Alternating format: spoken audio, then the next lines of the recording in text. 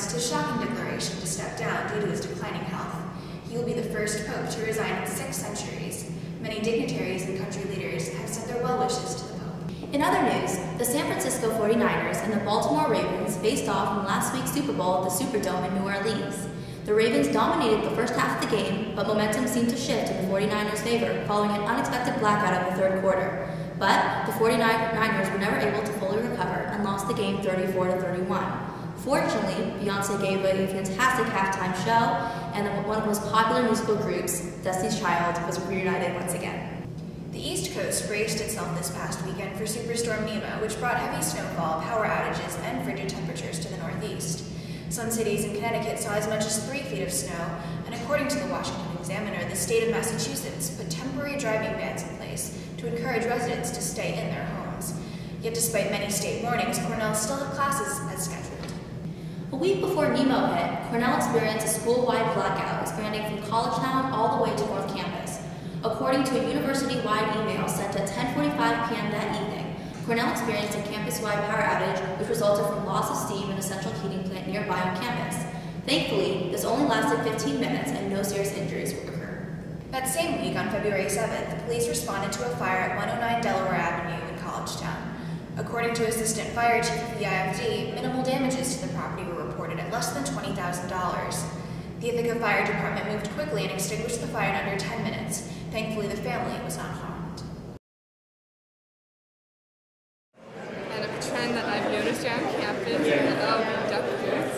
People seem to love them even though they're really hideous and really ancient looking. I hate it when people wear anything animal related in this cold weather. The one thing I've noticed is Canada Goose jackets. I like to wear during the cold is earmuffs. Mine are missing right now. I'm gonna go look for them. This week in Cornell sports, men's ice hockey continued their crippling losing streak with a 1-0 loss to Princeton this Saturday. Meanwhile, women's ice hockey came out fighting, leading to a 4-1 victory over Princeton, bouncing back after their 1-4 loss to Quinnipiac. Off the ice, senior wrestlers Kyle Dake and Steve Bozak led the Big Red to an overwhelming victory over Bucknell with pins on the final round. Despite pushing Harvard into overtime, Cornell women's basketball ultimately fell short to Harvard with a final score of 69-60. On a brighter note, men's basketball flew past Dartmouth in a 76-56 win on Sunday afternoon to even out their Ivy League record and bring their overall record to 11-12. Today we had a really productive student assembly meeting in the Memorial Room at Willis Hall. We started off our meeting with an announcement by Representative Dan Kerr about the SA's new publicity campaign for advertising early application to financial aid. And then we started off the meeting with the examination of our charter when it comes to byline funding organizations. We had a really productive conversation, and we amended some of the parts that were on the resolution, and I definitely encourage you to go into assembly.cornell.edu to look at that specific resolution.